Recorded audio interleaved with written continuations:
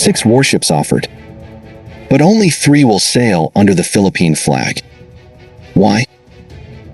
It's a question echoing through defense circles, and now it's official. Japan's decommissioned Abukuma-class destroyer escorts are on the table for transfer, but the Philippine Navy is considering only 3, not all 6 available units.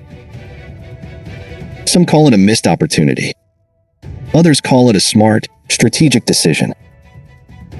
But the truth lies somewhere in between. A mix of Japan's careful diplomacy, the Philippines' limited naval infrastructure, and a realistic understanding of what the country can sustain. This is Pinoy Guard, and today we dive deep into why the Philippines is eyeing only 3 Abukuma-class ships, not 6, and what this decision reveals about the Navy's modernization and Japan's growing role in Philippine defense. Before we continue our discussion, don't forget to like button, subscribe, and the notification bell button from Pinoy Guard. Welcome back to Pinoy Guard. In early October 2025, the Defense Post confirmed that Japan had formally offered up to 6 Abukuma-class destroyer escorts to the Philippines. These ships, built in the late 1980s and early 1990s, are small destroyers specialized for anti-submarine warfare, displacing around 2,000 tons each. Each vessel carries anti-ship Harpoon missiles, ASROC anti-submarine rockets, and light torpedoes, making them ideal for escorting convoys and countering submarine threats in the West Philippine Sea. Tokyo's offer came under Japan's Official Security Assistance (OSA) program, a new framework that allows Japan to provide defense equipment to strategic partners, including the Philippines, at little or no cost. 6 ships, free of charge. Sounds perfect, right? Not exactly. The first major reason comes from Japan's side. While 6 Abukuma-class destroyers are technically available for retirement, not all are in the same condition. According to open-source observers, only 3 of the 6 ships remain in transferable condition, meaning they can still operate with limited modernization. The others are too old, with significant hull fatigue, outdated radar systems, and parts that are no longer in production. Japan maintains its ships to very high standards, but the Abukuma-class fleet has served for more than 30 years. To bring all 6 to operational status would require massive refurbishment, potentially costing billions of yen per ship. For Tokyo, transferring 3 functional ships is more feasible than trying to rehabilitate all 6. And because this falls under official security assistance, Japan's Ministry of Defense must justify every cost, meaning only the most viable ships can be donated. So in short, Japan can't give all 6 because 3 of them are already past recovery by practical, economic, and diplomatic standards. Now let's turn to the Philippine side. Even if Japan were willing to give all 6 ships, the Philippine Navy has limited capacity to absorb them. According to defense observers like Max Defense Philippines, the Navy's major limitations are in manpower, logistics, and maintenance facilities.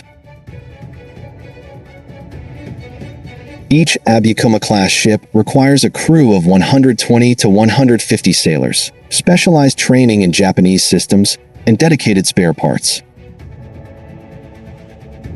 Operating 6 ships of a new class, completely different from the Korean-built Rizal-class, would stretch the Navy's manpower thin.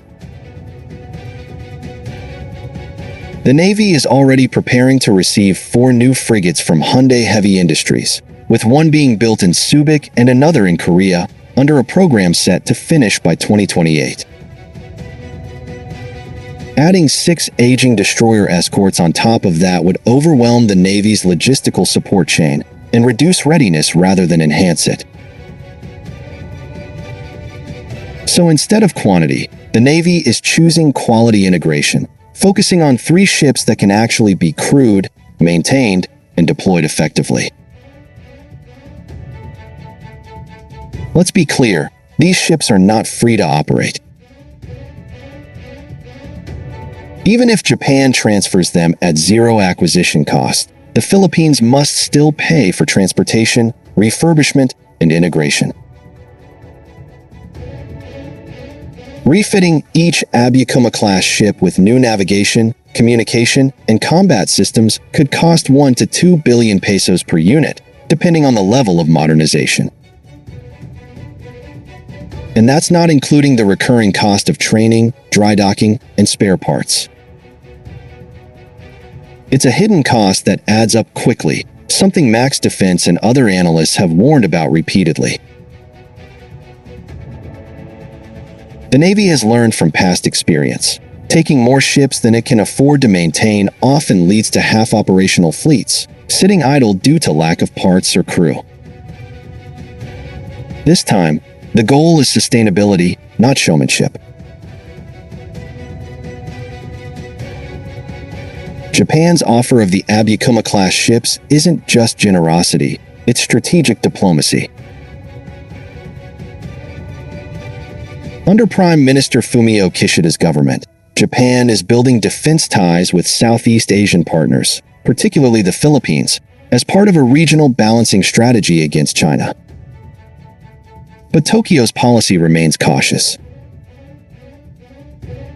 Japan can't simply flood allies with decommissioned ships. Every transfer must pass through a complex legal and diplomatic process under the OSA framework. This means only a limited number of ships can be approved per partner nation per year. That's another reason the Philippines will likely receive 3, not 6. Tokyo wants the program to be manageable, transparent, and politically acceptable, both to its allies and its own public. According to Max Defense Philippines, this partial acquisition isn't a sign of weakness, it's actually strategic restraint. In one of their analyses, Max Defense noted that while 6 ships sound attractive on paper, the Navy would struggle to fully operate them, especially with simultaneous programs like the Subic shipyard expansion, the offshore patrol vessel acquisition, and the submarine development project with France and South Korea.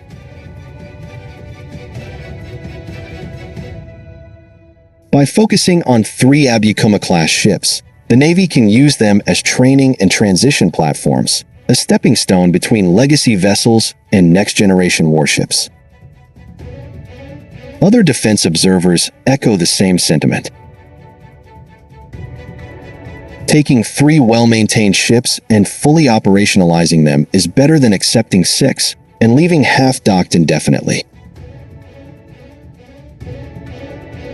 So what happens once the 3 ships arrive? They'll likely be assigned to anti-submarine patrols, escort missions, and maritime domain awareness operations in the West Philippine Sea. These ships will operate alongside the Jose Rizal-class frigates and the upcoming Hyundai-built heavy frigates, forming a multi-layered naval defense network. And thanks to the deep-water dockyard at Fividec in Misamis Oriental, announced recently by Defense Secretary Gilberto Teodoro, the Navy will have a new base capable of berthing both frigates and submarines. It's all part of a gradual build-up, ensuring that each new acquisition fits into a cohesive naval doctrine. It's easy to say, why not 6? But each warship represents years of manpower, training, and funding. The Philippines is no longer in a race for numbers. It's building towards sustainability and interoperability. With Japan's help, these 3 destroyer escorts will not only enhance naval capability, but also strengthen defense ties between Manila and Tokyo, a partnership that's growing more important by the day as tensions rise in the South China Sea.